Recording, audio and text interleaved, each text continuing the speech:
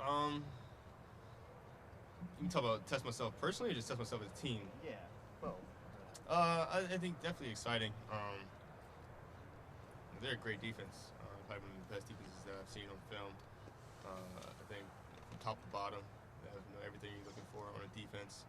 Very well coached as well. So it's definitely going to be a challenge for us. I think as far as testing yourself is the biggest test you can possibly get, really. So I'm super excited for that. What is their secondary in particular? What stands out about them? Kind of like last year. They're going to play that man coverage. They're going to rely a lot, and trying to be physical with you at the line of scrimmage, getting their hands on you. They're actually very talented, very skilled, and things like that. So it's definitely going to be a challenge, for me and the rest of the receivers. But it's just come down to who has better technique at the end of the day. What were your impressions of Caleb King when you lined up against him a couple of times last year? Yeah, no, he's good. I think everybody kind of more so focused on the Joey Porter matchup, but then he obviously was at the corner of the other side, and I got a chance to go get him a couple times as well. But he's definitely one of the best corners that I faced in my college career. I have tremendous respect for him. He's definitely going to be go on to do great things at the next level as well. So it's going to be an exciting matchup. Who are some of the guys who have maybe given you not trouble, but some of the matchups you kind of like going up against those guys that you? Deontay Banks from Maryland last year. I think he's with the Giants now. His first round pick. He was really good. So Deontay Banks. It's so weird to see you drop a ball. Yeah. Saturday night, were you change something up? Were you upset? How do you? I know you'll bounce back. Yeah. What's it like for you to go through something like that? I don't know. There's a lot of emotions, to be honest with you. Because one, you let yourself down, then you also let the team down as well. And I think what hurts the most is knowing that you prepared for it.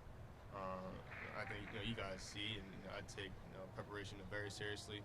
I think I'm the hardest working player in the country as well. So for you to go out there and on Saturdays to not get the results that you want, it definitely hurts the heart a little bit. But it's a good way to bounce back from it. It's not the end of the world, but definitely can't let the team down like that. If it was a closer game, obviously things like that can't happen. But yeah, it definitely hurts because I know how much I prepare, week in, week out, on a daily basis to prevent things like that from happening. But like you said, you just gotta move on from it. It doesn't seem like you could do more. So did you change anything this week? Yeah, I had changed my routine a little bit, implementing some different things. Just prevent that from happening again. How do you work through that when it's happening in real time? We're very excited to talk about it. How do you work through that when it's happening in real time, though? Because I think you hold yourself to a pretty high standard. I think we're all reaching that same standard. How do you work through that? You gotta have that neck play mentality. Same mentality that DBs have. After they get beat for a big play and everything like that. But it's gotta be next play. You can't let previous play affect the next play. So this kind of mentality that you have to have. And I think the hardest part is never losing that confidence that you have in yourself, and still trusting your training, even though your training may have let you down one time or one play. You still have to trust yourself in the rest of the game. Does the weather at all have an impact on that? I mean, it can't. At the end of the day, it can't have an impact. How quickly did you get on the mark? How quickly after you got? Oh, no, I stuck to my normal routine. I think we got back 8 o'clock, whatever like thing. So, obviously Sunday I came in, did my normal routine, but just this week, implemented some different things. One of them was one drop. The other two were tough catches. Yeah. Do you consider all three drops, or do you consider one drop and the other two just come back? I mean, if it's an incomplete pass, it's a drop for me. If anything, whether I touch it or not, I think every ball thrown my way needs to be completion. Was there something a little bit weird though, atmospherically? I mean, was the ball a little bit more slippery? Were your gloves a little more? You know what I mean? Where when you look back on that conditions on Saturday, was there something a little bit out of regular there? I probably should have taken my gloves off for one of them. Obviously, it was raining. I don't know if you guys were there, but it was obviously raining that whole second half. So that's more so. Personally, I got to take the gloves off and maybe give myself a better chance there. Yeah, I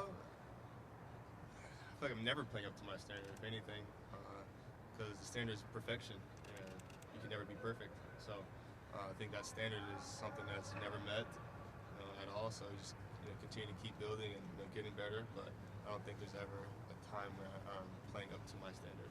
We asked in the spring or in May about you and how you continue to get better. And you mentioned that you were no longer comparing yourself to college receivers, so like Devontae Adams and Stephon Diggs. Do you feel yourself pushing yourself to that standard right now?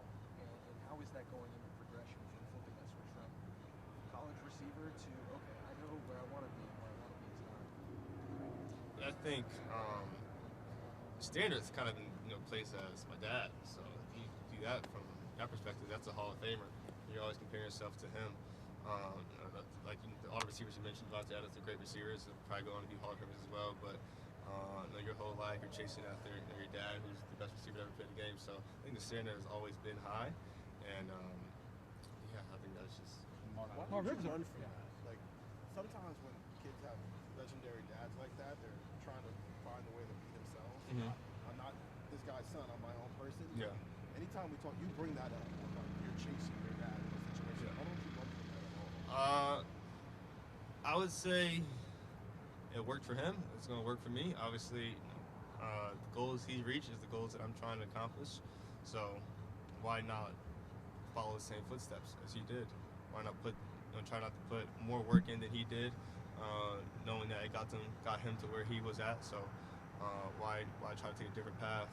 And you're very unsure of where you may end up.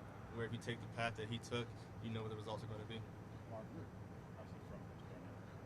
These two programs play each other really close games all the time. Yeah. Do you consider this a rivalry game? Yes, I think it is a rivalry game.